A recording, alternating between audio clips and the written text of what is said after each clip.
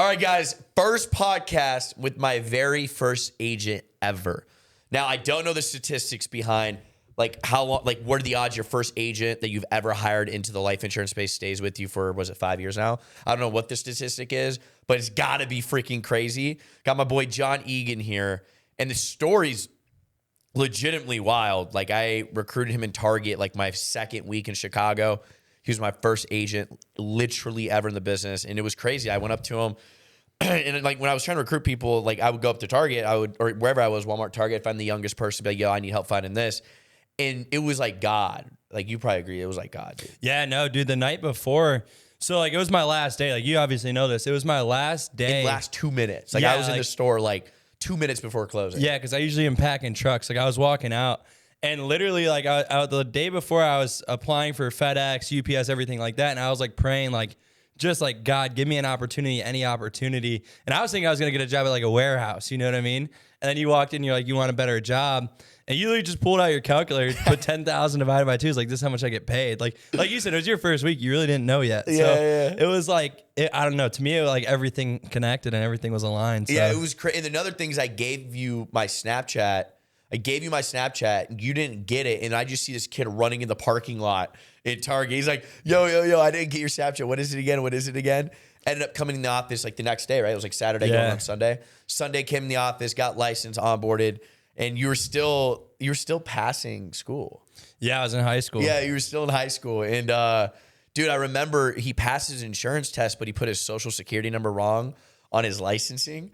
And it took him like 6 additional months to fix it and get licensed and all this stuff. But it was a crazy journey, like dyslexic, couldn't fill out an application. It was just crazy. And working at AIL, American Income Life, where we came from, like, we were grateful for it. It was an amazing opportunity. Like, my right-hand man, like I remember when we were mapping out $100,000 weeks or months. Yeah. Was it weeks or months? Dude, we were doing $100,000 weeks, and it was like something ridiculous. Yeah, and like, dude. it sounds ridiculous there, but like now, if you put that in front of us now, we're like, you got to write 25,000. It's like, okay, like, yeah, I just got to go get leads. Yeah, I just got to go buy then, leads. it was like, that's a Hail Mary. Yeah, that's because not like possible. at the captive company, you're at 100, or your business does 100 grand in a month. You're like a hot shot there. And I remember we're like mapping out $100,000 months, bro, and never hit it. Like, never came close. I think we got 80 grand one month, like, by the grace of God. But like, dude, it was crazy. We were like mapping out $100,000 months.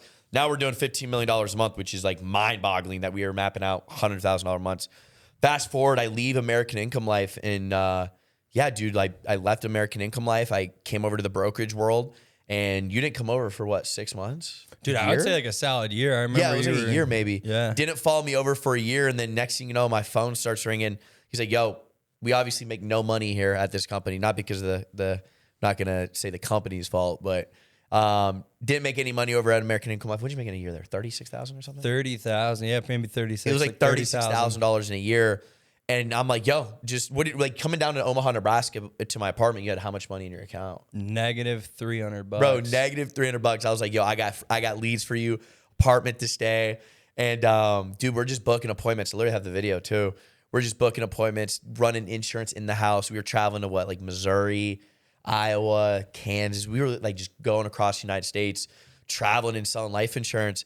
And I remember your first day ever selling life insurance with me. What did we sell? Like $7 grand? Yeah, it was almost 8. I remember the next day we got paid like 4 or 5 bands alone. Yeah, it was like we sold like $8,000 in a day, got paid the next day $4,000 or $5,000, and then we were just up and running from there. Now, obviously, God, what are you, 23 now? 23, yeah. Dude, we're old, bro. I hired you when you were 18. Yeah, that's true, yeah. 18, holy cow. So yeah, 23 years old now, runs a successful business. Now he's a millionaire, which is crazy. Made your first mill last year? Yeah. Made your first mill last year. We'll make another 2 mil probably this year. And it's just mind-boggling to reflect back on everything, bro, that we've done. And I guess tell everybody about your backstory, like where you came from, like what part of Illinois, stuff like that. Yeah, so I was in like the suburbs of like Chicago, you'd say, like Villa Park. And like coming up, you know, I mean, I was getting into a ton of trouble, was not supposed to like, dude, I was going into my senior year with 11 credits. Like I had to make up 33 classes to graduate. And I ended up graduating early. And I think like a huge part of that was like I got lucky enough to get into insurance early on. Because the people I hung out with, the things I was doing, like, dude, even my mom used to say, like, dude, you're going to end up in debt or in jail by the time you're 18, right? And I think like that's huge to see, like going from completely ready to drop out of school, do nothing. I think my end goal was to go to the military or something like that, to, you know, be able to go to college or something. But I think like from going from that to getting into a business that I wasn't making money in at first, but like people ask why I stayed in insurance. And I think like the biggest thing was like I started to really like myself, right? Like I started developing, started reading, started getting up early, finished my school, ended up graduating high school 6 months early. And then from there, I mean, while everybody else was in high school, I was traveling, you know, we were in Arizona, we were doing big things. And obviously at the time I wasn't making a ton of money, but I think like the biggest thing though overall was having some sort of success in my life. Was I was building my character, building myself, and then I started leading other people, right? But like the backstory, I mean, it's really simple. I mean, I was just moving boxes at Target, working at Wendy's. I would do any side job possible, flip stuff on Facebook, flip stuff, anything I can get my hands on, I would sell. Like, dude, I've been selling stuff since, you know, elementary school, as long as I could think of. Anything and everything I could touch, dude. So it's like at first, elementary school was like chips, you know what I mean? Things like that. Get into, you know, middle school, started, you know, dabbling in with like the vape pens and, you know, bad stuff like that, right? So obviously getting into high school, you know, you can only imagine it only got worse from there. And then from there, I kept getting into trouble, you know, couldn't stay out of trouble. Felt like literally every single thing I would do, I'd just get in trouble, right? So I think like getting out of that area and getting away from those people really is what brought me to being able to be successful, be able to build a business, right? What has insurance done for you and your family? Dude, a ton of stuff. There's something that me and my brothers are working on right now. We're gonna do it for my parents for Christmas, and they're gonna watch this. So I don't wanna say what it is yet, but it's really massive. I'm really excited about that. But I mean, dude, it's huge. You know, I've been able to help my brothers out whenever, you know, somebody calls and something's going on back home, and you know, it just feels good to be able to be that guy. You know, they could call and, you know, I could take care of pretty much anything, no matter what. You know, absolutely. And what's crazy, bro, you still have like the same 4 people that started with you at American Income Life at FFL still, right? Like 3 Lucas, actually, Lucas, Drew, and Fabian. Yeah. That's crazy. Like I remember John Egan coming in the office with Fabian, which, dude, Fabian's like a day one homie. Love that dude. Could not talk. Like drenched in sweat, dialing child safety kits, like anxiety. I told Egan, I'm like, bro, that dude's never going to make it. Like that dude's never going to make it. 5 years later, dude, like that dude's doing good. He got a girl, 2 kids. Like he's crushing it now. And Lucas, same thing, dude. Didn't have any success really at American Income Life that 1 week, obviously. And then came over here and just started absolutely crushing it. And Drew's crushing. You got Max. Max wasn't really with you, but he was with you in the brokerage world from almost day one, right? From his 18th birthday. Yeah, literally his 18th birthday. Was he 21 now? 21, yeah. 21, 22. That's crazy. So yeah, he's been crushing it with you. And I think the biggest thing, I don't know if you can agree with this, bro, but I feel like life insurance people now are softer than what they were. Dude, I was just telling like Lucas and Faye, it's funny you just brought them up. I was just telling everybody, I'm like, dude, like I feel like, you know, when I bring an 18 or 19-year-old in here, I don't see what I was doing. Like we would get to the office script train at 4:30 because I had high school to go to. You know what I mean? Like who else is doing this, right? Like we spent every single day, 16 hours a day. We work Sunday. Yeah, bro, in the office. We were just till working. 5 p.m. Yeah, no, not later. On Sunday. Yeah, Sunday, 1 to 5. Yeah, like, dude, we were in the office till 10 o'clock at night. Minimum. And nowadays, bro, like the kids like barely showing up at 8 a.m. Like there's no drive, there's no hunger. And I don't know bro, I'm like, it's like starting to get hard to give advice to people because I'm like, I don't even know. I can't even think the way you think. Yeah. They're coming to me with problems I've never had, which is like, how do I show up? I'm like, what? What do you mean? How do you show up? Like, do you not want a future? Do you not want to take care of your family? Like, what do you mean? Would you not like? I can't give you advice on that. I've never been in that position before. No, 100%. I think like, dude, even like vision casting and things like that. Some of these kids like.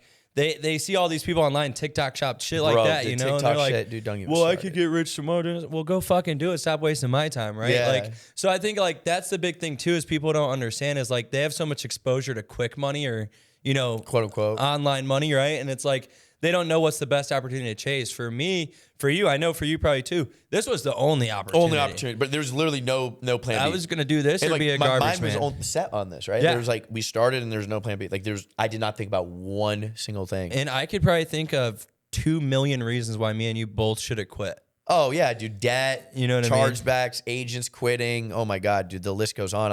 I mean, bro, you remember my apartment in Omaha, dude? Eviction notices on my fucking my door. I don't even know if I thought you pulled one off one time. But like eviction, dude, we were in my apartment in Omaha, Nebraska. What was this, 3 years ago? Yeah, it's got to be 3-4 years ago, probably. Yeah, 3-4 years ago, my apartment in Omaha, Nebraska had like 20 people in it. Dog shit everywhere. Eviction notice. Like we were sleeping on air mattresses, waking up at 5 a.m., driving 2 hours to run in-home appointments for life insurance. Like what people struggle now, they would not have lasted back then, bro. They would have quit their first day. No, for sure. And I think like, dude, the other thing is people don't move out.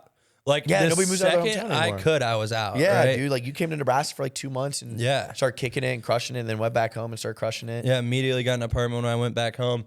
And I think like people lack, I don't think people lack dedication. I'll be honest, right? Like some people work hard. I think people lack sacrifice. Not willing to miss their girl's birthday, not willing to do things. And you know, it sounds awful, but it's like, I didn't go to my girl's 18th birthday party. I was at work, right?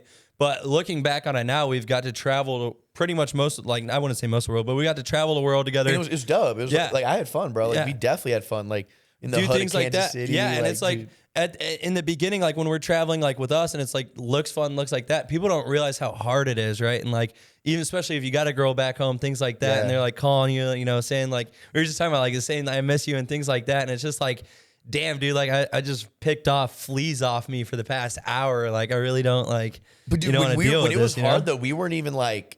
I don't even remember you and I were saying this is hard. We were just like, yo, like somebody would cuss us out the door. We're like, yo, you're crazy, bro. Yeah, right. We would just like walk away and leave and go to the next one. Like, you know what I'm saying? Like it was just like it wasn't hard. Like we always had fun doing it. Like there was no like you said plan B. Like we would just go back to the drawing board, like literally, and just start mapping out new shit that we could do and stuff like that.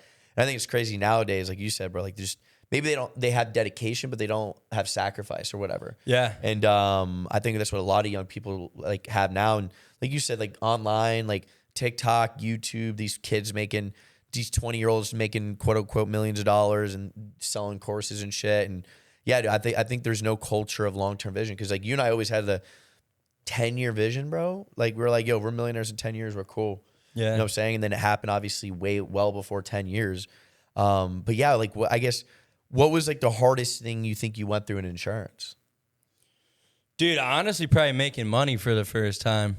You know what I mean? Like, oh, that's good. For me, it was like I made, 10, 15 grand, 20 grand, but it all went right into the business.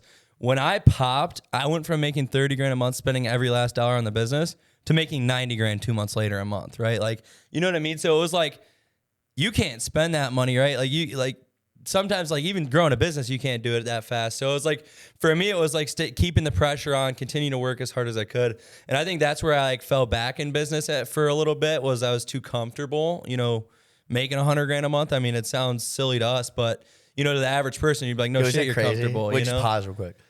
Is that crazy? We're talking about making 100 grand a month and we're just like normal. Yeah. Like that's why I can't talk to my friends back home, bro, because they think I'm just like an arrogant asshole. No, yeah. I'm like, no, this is what I talk to about my boys every day. Like we talk about 100 grand a month, making 800 grand a month. Like it's just what we talk. It's like it's like normal for us. Yeah. But like we're shooting this shit on a podcast about making 100 grand a month is our problem. Right. Like that's crazy, dude. Like you're 23, I'm 25. Like that's just crazy to think about. Like that was a problem for you. Yeah. No. Yeah. For sure. And it's like, I only made more and more. So it's like something you got to adapt to. I was 21 years old. I had, a CA. I had, obviously like a big team growing, things like that. And I was like, dude, I really didn't need to show up, in my head at the time. So it's like, I would say that was like the first big problem I've ever had, was when I started making a ton very fast, because it was like 2 years of nothing, and then overnight a ton. But other than that, I would say really nothing hard mentally, physically, anything like that. Like you're just making phone calls, you're sitting down, you're in an air conditioning room. So, I mean, I never really was upset whenever there was like an eviction notice on my door or anything. Like I always saw the vision. So, I mean, really, I would say that's the biggest thing. Yeah. Yeah, bro. And dialing the phones, like it's not that hard. Dude, we didn't even have dialers. Yeah, I know. We're in the air conditioned office, bro, wherever, our apartment. Like it don't matter. We were just like, it was just fun dialing the phones. Like there was really no time to like, dude, this sucks or this blows. Like we were like really excited to dial the phones almost every day. Yeah. And I think like, the best thing I've ever done is just eliminate complainers. Yeah. Like that will kill stuff so fast for you, because it's like for me and you, we were just talking about this too.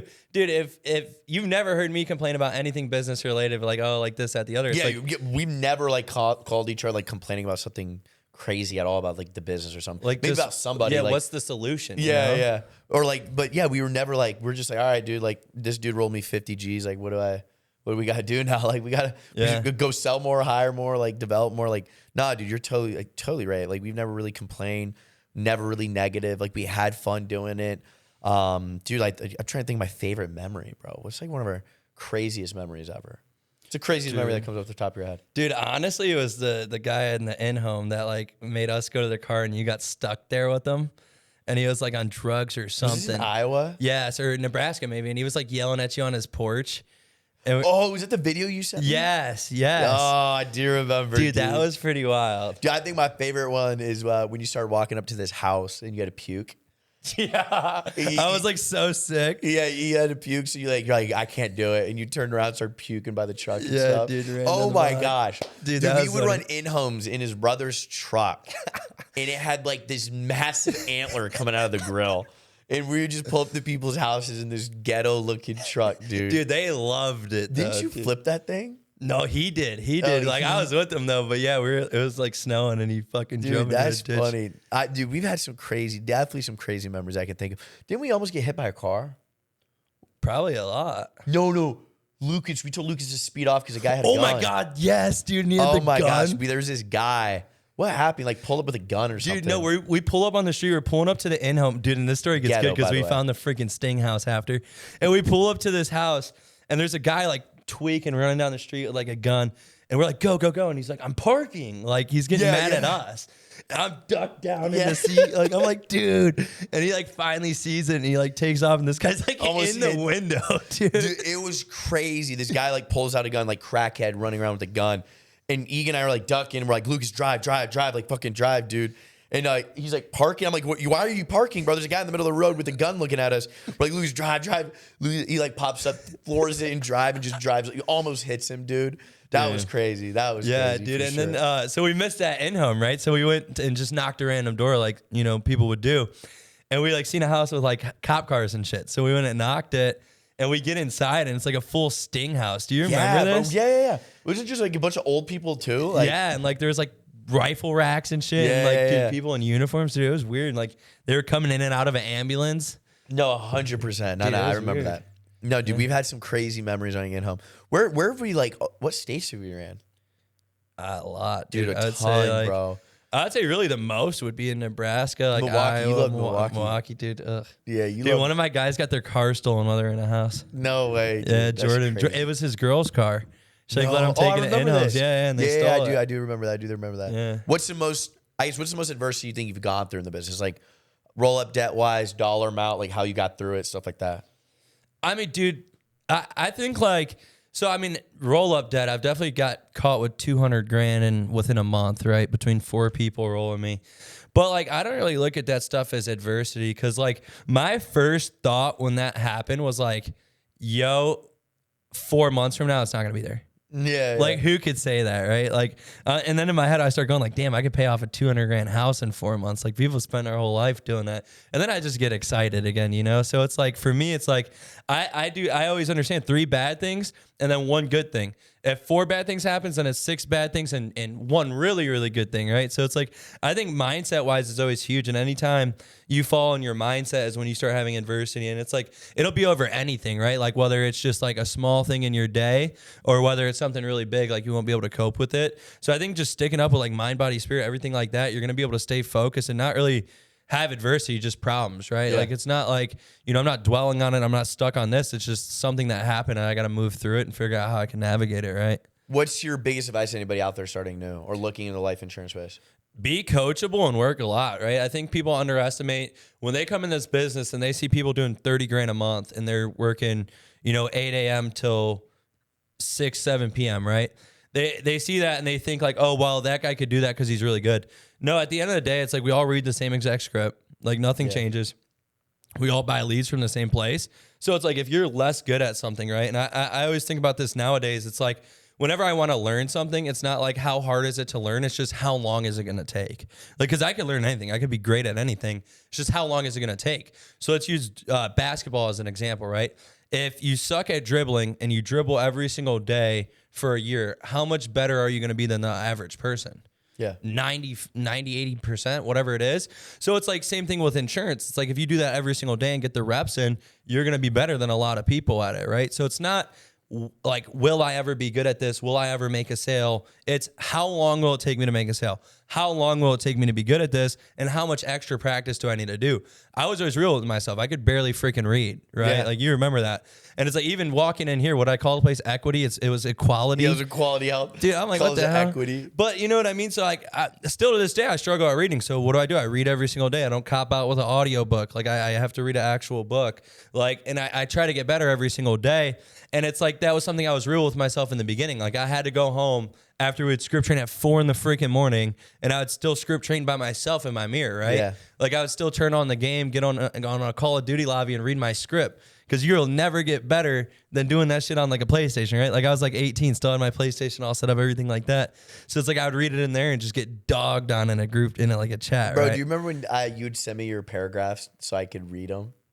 Because your auto correct or shit was like terrible. Do you remember that? No. I swear to you that happened. I believe it. You would send me like some paragraph, like, "Yo, does this like sound right?" Like you're like, I'm like proof checking it to make sure there's no typos. Yeah. And I'm also like, I make the most typos too. Yeah, I tried not to type anything for like my first full year. I'd always have someone else do it. Yeah. Dude, but the going back to that, the power of just working hard. Like, Yeah. if anybody's on social media saying they can make your life easier, you shouldn't be dialing in life insurance. You should just stop.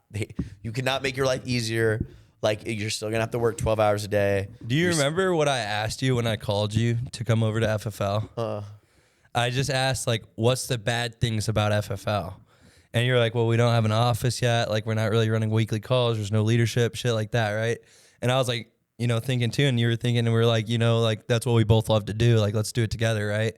Like, I think most people get into it and they're waiting for somebody to be like, we have the best system, we have this, we have that. None of that stuff works if you don't, right? Yeah, 100%. I tell people You know what I mean? And it's like, I think when we both had the vision of building it, it wasn't like we didn't expect anybody to come help us. Nobody was saving us. Nobody had, money to fail, right? Like, we had to make it. And I think that's what people lack, is they always need a safety net. 100%. And I will die on the hill by this. We were one of the first people to open an office during COVID. Yeah. In FFL. Like, in fact, they had offices in FFL before that, but like, they're running in homes. COVID happened. Everybody thought they could save money. Like, we won't pay for an office. And we're like, do we need an office? Like, we're like, you signed an office during COVID. I signed an office during COVID. Dude, were you 20? No, I was 19. 19 signing an office during COVID. I was fucking 21, 20 signing an office during COVID. $3,000 in my bank account, $6,600 a month. We're like, yo, like, we want to open an office. We got to get that culture going. And we were like, low key, the ones called a dumbass for opening an office during COVID, because everybody's like, you could save that money. You could put that money somewhere else. We're like, dude, we need that culture and that environment. Like you said, we're like, all right, dude, how can we just do this shit together? Like, you're right. Early on, there wasn't really much leadership, and I got zero help. Yeah. Nobody helped you and I. Like, we had. I had your original upline blocked for a very long time. Yeah, dude. Like, we had no help in the business. Also, he was like fat as shit and didn't do shit. Yeah. But like, we got no help early on in the business, bro. Like, Yeah. Sean started helping me probably 3 years after, right? And like, which I'm obviously grateful for. But like, before that, I didn't. Dude, at some point, I probably didn't even know who my upline was for a little bit. Like, we were getting no help. So it was just like us just figuring it out. And we weren't bitching, complaining, and nor did we ever think about another company. We weren't like, we got to go to another company. They got systems. We're like, what systems can we build here? Like, how can we make the grass greener where we water it? Like, what can we do to water it and make the grass greener, right? Like, that's what made us really special, is we never copped out. We're just like, how can we make this better? Not how can somebody else make it better for us? Like, how can we make it better? What do you think about like the new generation of guys coming in that really leverage their upline? Like, you know what I'm leveraging talking their about? upline. Yeah, like they're always posting what they got going on, things like that. We never did that. I never did that. Yeah. Nah, bro, you weren't posting about me. Yeah. Like, you know what I'm saying? I mean, we would still share each other's we stuff, would share, but we weren't like, my upline does that. Like, no, bro. We post about our own shit. We're like, what do we got going on? Is that where you're going at? Yeah. We were posting about like, hey, I am opening an office in Nebraska, and you're like, I'm opening an office in Illinois. Like, we were talking about ourselves, bro. We weren't glorifying other grown ass men. Like, we were talking about ourselves, dude. Like, we are doing this, we are doing that, we are building this. Our culture is special because of this.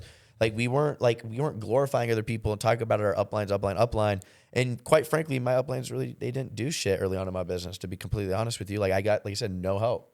Yeah.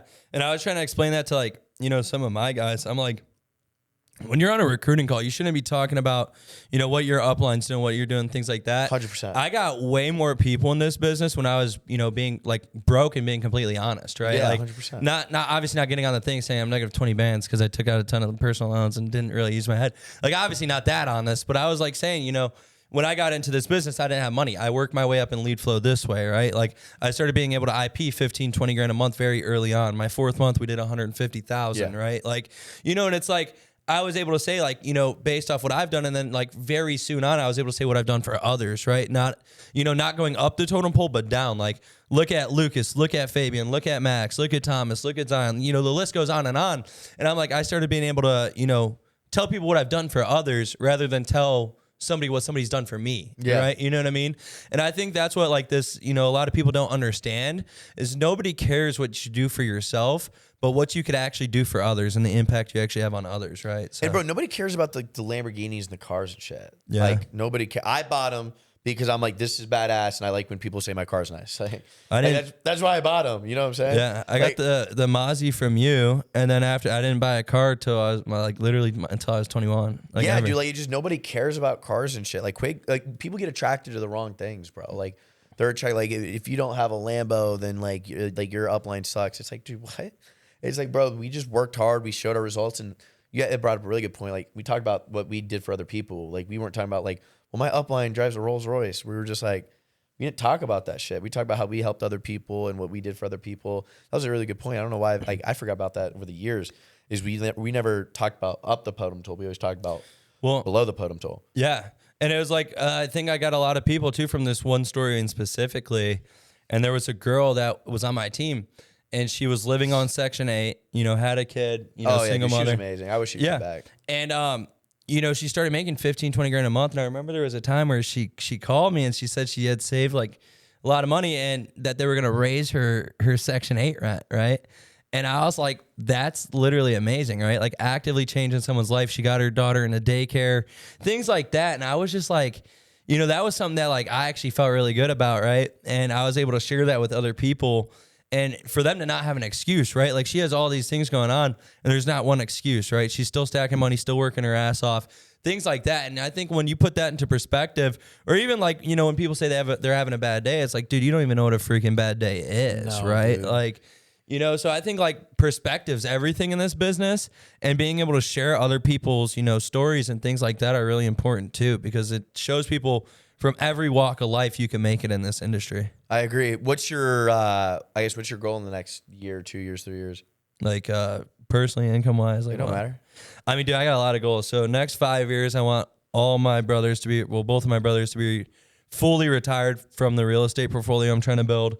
I want to continue building an insurance agency. Next 5 years, definitely want to be over $20 million a month. And then I would say like, personally, obviously, like, get married, do things like that, start enjoying my life a little bit more, and going that route to where I could get into private equity and things like that and start building other businesses and things, so I would say fully automizing insurance, making sure it's automatic, and then start jumping into some other businesses. You know what I mean? Yeah, I agree. I appreciate you, bro. Like, dude, you've like been my like day one, literally day one. Always had my back, bro. So I appreciate that a ton. And we've had our ups and downs, bro. Like we argued too. Like we've had our ups and downs, moments of not talking for a couple months and shit like that. But like I always knew deep down you always had my back, and I hope that at some point you always know I had your back, bro. So like I think that's like the crazy thing is like what people don't realize is we've had our ups and downs. We've argued before. We've no contact for 2 months, and then we'd always gravitated back towards each other. So I appreciate you. Yeah. Like it's a weird thing for me to say. I think you know this. Like I appreciate like the loyalty and the kindness and stuff, bro. Yeah. Because I feel like that's kind of gone away nowadays. Yeah. So I appreciate it a ton. We've been through a lot together, bro. And we're gonna keep running it up. And yeah, dude, you're gonna be at fucking $20 million a month in no time. And it's crazy to see how we grew as an organization too, bro. Yeah. Like you were with me. We were doing 20 grand a month. Yeah. You were with me when we were doing like 30 grand a month, bro. Like I was restarting from scratch. I had almost no agents when you started. So yeah, dude, I'm excited for the future, bro. For sure. Last of a dying breed. I don't think, many people could agree to disagree to shit. You know what I mean? I think people take things too deep. And I think one thing we've always done really well is like we could agree to disagree. Let's say break it down even something as simple as leads. Like maybe you want to run this lead, I want to run this one. We wouldn't argue about it. You would run yours, I'd run mine, and whoever's was better, we were going to run that. Yeah, we were just like, yeah, whatever. You know what I mean? It's like I was wrong, you were right. Like, why don't we all go make money now? No, 100%, bro. But yeah, if you're watching this, John Egan's definitely hiring. We're hiring. I'm hiring. Everybody's hiring.